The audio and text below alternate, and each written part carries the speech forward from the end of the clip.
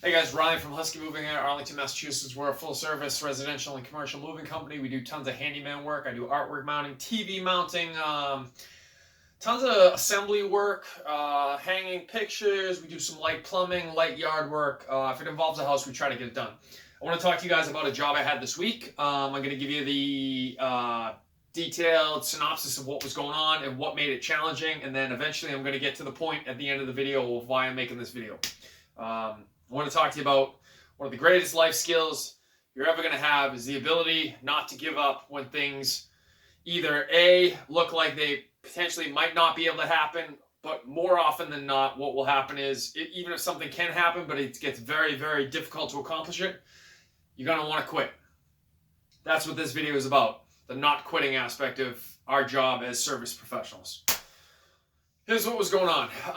Repeat customer, third time he's hired me. This time he wanted me to hang a floating TV stand in his living room. This in and of itself was not a big deal. It was an IKEA system. He had 3 cabinets. The 3 cabinets butt together to make one giant long TV stand. He wanted to mount it off the floor so it was floating in the air, I wasn't dealing with him. I was dealing with his assistant. He works a lot. He usually has me deal with his assistant when I go to his house.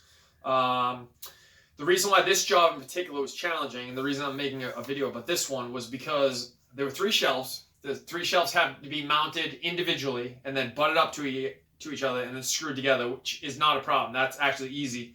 The mounting system I was using was the IKEA provided mounting system, which is actually really well designed. The reason why this job in particular was really challenging was because he chose a spot where he wanted this to be mounted that had a very, very small margin of error. The situation with it was he had a wall going 90 degrees, and then about 3.5 feet up the wall, he had another sloped wall because he's on the 3rd floor of an apartment complex, and the top of it has a slanted roof, obviously. So the roof goes like this. So he had a wall going about 3 feet up, and they had a sloped roof going this way. From here, where the slope started, to the trim work was, I forget the exact measurement. It doesn't matter what the exact measurement is. What matters is he had X amount of room, and then he had X minus 1/4 of an inch was the measurement of the cabinets themselves. So the cabinets had, let's say, 30 inches of height. The available space had 30.25 inches of height in perfect scenario. Anyone who does construction / any kind of work that involves roofs, walls, floors, anything knows that things are very rarely level. In the best case scenario, there was a 1/4 inch margin of error. We didn't have best case scenario because the roof line was sloped. It was a pretty significant slope. And if you do this kind of work, you'll know that anything outside of perfectly level, when you run it over a long span, it can start off very tiny, and then you get 8 feet down the row, and it's no longer very tiny. Now it's like 2 inches long. And that's a problem if you have very little margin of error, which it was. So we have trim work coming off the floor. The trim work goes up, let's call it roughly 5 inches. Then we have open wall space to utilize, but the open wall space only had a 1/4 of an inch margin under best case scenario, and we didn't have best case scenario. The roof was sloped, which we checked with a laser level. This is a problem because the way the mount system that IKEA designed works, you have to go flush against the wall and then drop it down. Flush against the wall, drop it down. Usually that's not a problem unless you have a sloped ceiling going at a 45-degree angle and no margin of error, which means I can't go and then drop it down because I'm hitting the part of the ceiling that slopes at 45 degrees. The reason I mention all this, and I had to mention this to let you understand what was going on, is I had to cut away a bunch of the drywall to get it so that the wall going up, once I started to cut away certain parts of the drywall, it now allowed me the gap that allowed me to bring in the cabinet and then drop it down. It took me a good 3 hours, though, to get all of the cabinets situated and able to be dropped down onto the mounts the way they had to be because we have such a small margin of error. What I was trying to do was mount up the cabinets with the absolute bottommost part of the trim to give me the most height up top as humanly possible. But even doing so perfectly would have meant that I had a 1/4 of an inch to work with at the best case scenario, and almost nothing at worst case scenario. The job took forever. It wasn't what I would consider to be a hard task per se. It was just a lot of math and measuring. But because of the slope ceiling and the unlevel ceiling and the ridiculously small margin of error, it took forever to get this job done. It was me. I was working with a young girl. She's like 23, 24, something like that. I don't know her exact age. She's young. She's tiny. On the bigger cabinet, she had to help me because one person needs to be on either side. And it was challenging for her because she's not used to doing it. B, it's not her profession, obviously. C, she's a small girl. She's not used to holding up these giant cabinets and trying to get them in place. I'm relatively used to that. She's not. And this is by no fault of her own. She just got stuck in this situation. The reason I mention all this, it took a long time for me to figure out where the drywall needed to be chipped away, the angle we need to lift it in to get it past that slope ceiling, the measurement. I had to get the measurement literally exactly perfect across the line, given the sloped roof, the trim work, the margin of error, the design of the cabinet bracket, blah, blah, blah. There was just a lot of math and calculations that had to be done, double-checked, triple-checked. It took a long time to get this done. And over the course of the process, the biggest cabinet was having a real hard time getting into the space that we have because the drywall we had to chip away. The young girl was very clearly getting frustrated. I was very clearly getting frustrated. It took a long time for us to finally make this work. And it wasn't for lack of trying or lack of accurate calculations or measuring and anything like that. It was just a really difficult thing to try to accomplish. The reason I'm making this video is because in this business in particular, whether it's the moving industry or the assemblyman industry or the handyman industry, we don't get to dictate what we do. We get calls from customers and the customers dictate what we do. And then we make a decision on whether we want to take the job or not. Had I known what this job entailed, I probably wouldn't have taken it, but I didn't know ahead of time the situation. They didn't make it clear to me where the cabinets were going. And if I'm being honest with you, even if they had, I wouldn't have known the amount of clearance and the slope of the wall and all that without going out and doing an estimate. This gentleman lives half an hour away from me, so I probably wouldn't have done that anyway. So I don't know in reality if there's any way that this could have been avoided. It was just a really difficult situation, and he just wanted what he wanted. And there's no problem with that. Like, that's not an issue. That's why he pays, because he wants what he wants.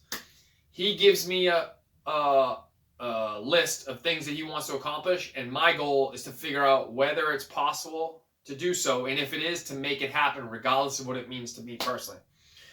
So the reason I mention all this is because throughout the course of this job, it wound up being like, I don't know, 5.5 hours of actual work time trying to get this done, which is a lot of time to hang 3 cabinets. And it was just a function of the stuff I've already mentioned of why it took so long. But over the course of this 5.5 hours, there were a lot of times where I was like, I just want to quit. I don't want to do this. Like, this sucks. It's miserable. I don't even know if I'm going to be able to accomplish this. Like, even throughout the entire process, the girl kept asking me, she's like, is this something that's going to be even possible? And I was like, honestly, I don't have an answer. Like, I wasn't being a dick, but I was like, honestly, I don't even know. All we can possibly do is get going with the process and then try to work through it as best as possible. And we're not going to know whether we're able to do it until the very end. It either gets done or it doesn't. In my mind, I kept wanting to quit. Like, there were a bunch of times where I was like, fuck this. I didn't sign up for this. This isn't worth the money I'm making. I don't want to be doing with this young girl. I want to be real clear. It had nothing to do with her personally. She's great. It was just frustrating because, she's not like because I want things to be perfect.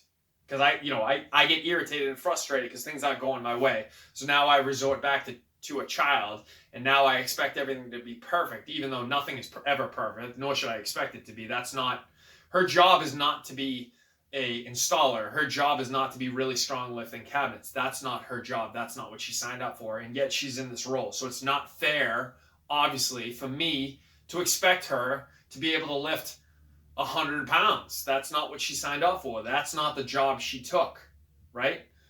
But because you get frustrated and you want to quit, then you want to lash out at everything other than, you want to lash out at everything, really.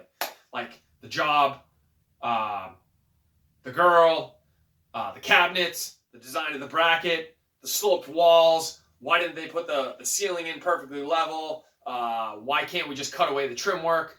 You want to lash out at everything, right? But none of the lashing out is going to fix the problem, right? So obviously I didn't lash out. That goes without saying. But that's just human nature. You know, you go through that process of like, you want to spit your irritation and venom somewhere, right? And you don't want to do it yourself because you love yourself. So you just want to spit it wherever the fuck you want to spit it, you know? I didn't do any of this, but that's, you know, my mind was telling me to do that.